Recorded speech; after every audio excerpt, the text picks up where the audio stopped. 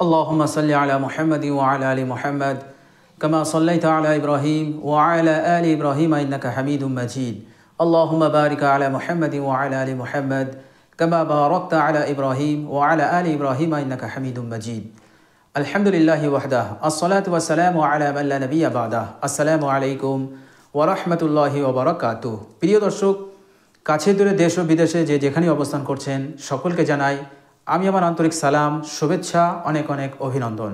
প্রিয় দর্শক আল্লাহ সুবহানাহু ওয়া তাআলা সূরা ইব্রাহিমের 7 নম্বর আয়াতে তিনি বলেছেন বিসমিল্লাহির রহমানির রহিম ওয়া ইজ তাআযানা রাব্বুকুম লা ইন শাকারতুম লা আযীদান্নাকুম ওয়া লা ইন কাফারতুম ইন্না আযাবি লাশাদীদ। যার অর্থ হচ্ছে আল্লাহ সুবহানাহু ওয়া তাআলা বলছেন ওয়া ইজ তাআযানা রাব্বুকুম, তোমাদের প্রতিপালক ঘোষণা দিয়ে দিয়েছেন, তোমাদের প্রতিপালক এলান করে দিয়েছেন, বলে দিয়েছেন কি লা ইন শাকারতুম লা আযীদান্নাকুম, তোমরা যদি আল্লাহ পাকের নিয়ামতের শুকরিয়া আদায় করো তো আল্লাহ পাক তিনার নিয়ামতকে বৃদ্ধি করে দেবেন। ওয়ালা ইন কাফারতুম ইন্না আযাবি লাশাদীদ, আর যদি আল্লাহ পাকের নিয়ামতকে অস্বীকার করো, অকৃতজ্ঞ প্রকাশ করো, তাহলে আল্লাহ পাক বলছেন ইন্না আযাবি লাশাদীদ, আমার শাস্তি, আমার পানিশমেন্ট হচ্ছে অনেক অনেক কঠিন। প্রিয় দর্শক আল্লাহ সুবহানাহু ওয়া তাআলা এখানে বলতে চাইছেন যে আল্লাহ পাকের নিয়ামতের যদি তোমরা শুকরিয়া আদায় করো তো আল্লাহ পাক তার নিয়ামতকে তোমাদের ওপর বাড়িয়ে দেবেন। বাড়িয়ে দেওয়ার অর্থ হচ্ছে যে নিয়ামত তুমি ভোগ করছো, যে নিয়ামত আল্লাহ পাক তোমাকে দিয়েছেন সেই নিয়ামতকে আল্লাহ পাক স্থায়িত্ব করে দেবেন, কেড়ে নেবেন না। এটা একটা মতলব।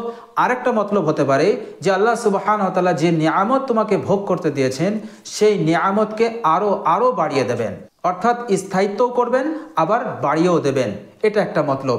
তো আল্লাহ সুবহানাহু ওয়া তাআলার নিয়ামতের শুকরিয়া আদায় যদি আমরা সঠিকভাবে করি তো আল্লাহ পাক যে নিয়ামত আমাদেরকে দিয়েছেন সেই নিয়ামতকে স্থায়িত্ব করে দেবেন এবং বাড়িয়েও দেবেন, কখনোই কেড়ে নেবেন না।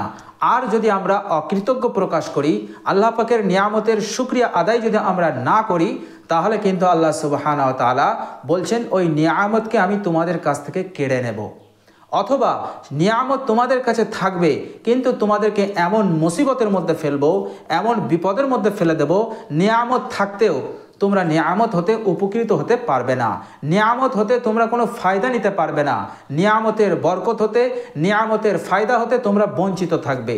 এমন মুসিবতের মধ্যে তোমাদেরকে ফেলে দেব আর মৃত্যুর পর তোমরা আল্লাহর আযাবে গ্রেফতার হয়ে যাবে।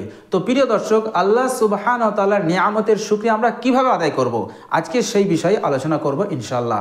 তো প্রিয় দর্শক ধৈর্য ধরে সঙ্গে থাকুন।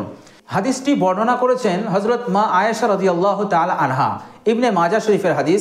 তিনি বলছেন কানা রাসূলুল্লাহ সাল্লাল্লাহু আলাইহি ওয়াসাল্লাম ইজা রাআ মা ইউহিব্বু, আল্লাহর নবী সাল্লাল্লাহু আলাইহি সাল্লাম যখন কোনো পছন্দনীয় জিনিস দেখতেন, পছন্দনীয় জিনিস যখন তিনি দেখতেন তখন তিনি আল্লাহ পাকের এইভাবে শুকরিয়া আদায় করতেন আলহামদুলিল্লাহিল্লাযী বিনি'মাতিহি তাতিম্মুস সালিহাত, যার অর্থ হচ্ছে সমস্ত প্রশংসা আল্লাহ সুবহানাহু ওয়া তাআলার জন্য যার অনুগ্রহে সমস্ত নেক কাজ পূর্ণ হয়। তো আল্লাহর নবী সাল্লাল্লাহু আলাইহি সাল্লাম এইভাবে তিনি আল্লাহ পাকের শুকরিয়া আদায় করতেন। মা আয়েশা রাদিয়াল্লাহু তাআলা আনহা বলছেন আর বিশ্বনবী সাল্লাল্লাহু আলাইহি সাল্লাম যখন অপছন্দনীয় জিনিস দেখতেন, ইজা রাআ মা ইয়াকরাহু, কোনো অপছন্দনীয় জিনিস যখন তিনি দেখতেন তো তখন তিনি আল্লাহ পাকের নাশুকুর করতেন না, আল্লাহ পাকের অকৃতজ্ঞ প্রকাশ করতেন না, তিনি এই দোয়াটা পড়তেন আলহামদুলিল্লাহি আলা কুল্লি হাল, যার অর্থ হচ্ছে যে সর্ব অবস্থায় সমস্ত প্রশংসা আল্লাহ সুবহানাহু ওয়া তাআলার জন্য। তো আল্লাহর নবী সাল্লাল্লাহু আলাইহি সাল্লাম অপছন্দনীয় জিনিস দেখলে তিনি কখনো নাশুকুর করতেন না। আমরা যেমন নাশুকরিয়া করি, অকৃতজ্ঞ প্রকাশ করি, ভালো লাগে না বলে আমরা মুখ ছিটকাই, ভ্রু কুঞ্চিত করি, আল্লাহ নবী সাল্লাল্লাহু আলাইহি সাল্লাম সেটা করতেন না। আল্লাহ নবী সাল্লাল্লাহু আলাইহি সাল্লাম বলতেন আলহামদুলিল্লাহি আলা কুল্লি হাল, সর্ব অবস্থাতে সমস্ত প্রশংসা আল্লাহ সুবহানাহু ওয়া তাআলার জন্য। তো প্রিয় দর্শক এই দুটো দোয়ার মাধ্যমে আল্লাহ সুবহানাহু ওয়া তাআলার প্রশংসা আমাদেরকে করতে হবে, কোনো অবস্থাতেই আল্লাহ পাকের অকৃতজ্ঞ প্রকাশ করা যাবে না। প্রিয় দর্শক আল্লাহ সুবহানাহু ওয়া তাআলার নিয়ামতের শুকরিয়া আদায় করার আরেকটা পদ্ধতি হচ্ছে যে আল্লাহ সুবহানাহু ওয়া তাআলার নিয়ামতকে আর অবাধ্যতায় বা অবৈধ কাজে ব্যয় না করা। যেমন ধরুন ধন সম্পদ আল্লাহ সুবহানাহু ওয়া তাআলার নিয়ামত, এই নিয়ামতকে, এই ধন সম্পদকে আল্লাহ পাকের অবাধ্যতায় খরচ করা যাবে না, অবৈধ কাজে খরচ করা যাবে না। আল্লাহ পাক যেখানে যে জায়গায় খরচ করতে বলেছেন আমাদেরকে সেই জায়গায় সেইভাবে খরচ করতে হবে। যখন আমরা এটা করব এর অর্থ হলো আমরা আল্লাহ পাকের নিয়ামতের শুকরিয়া আদায় করলাম। আর যখন আমরা ধন সম্পদকে আল্লাহ পাকের অবাধ্যতায় খরচ করব, আল্লাহ পাকের নিষিদ্ধ কাজে খরচ করব, এর অর্থ দাঁড়াবে আপনি আল্লাহ পাকের নাশুকরি করলেন, আল্লাহ পাকের নিয়ামতের শুকরিয়া আদায় আপনি করলেন না। এমনইভাবে আল্লাহ সুবহানাহু ওয়া তাআলা যত নিয়ামত আমাদেরকে দিয়েছেন, যেমন ধরুন আমাদের শরীরে আল্লাহ পাক কত নিয়ামত দিয়েছেন, এই শরীরে আল্লাহ পাক যা কিছু দিয়েছেন এটাকে আমাদেরকে সঠিকভাবে ব্যবহার করতে হবে।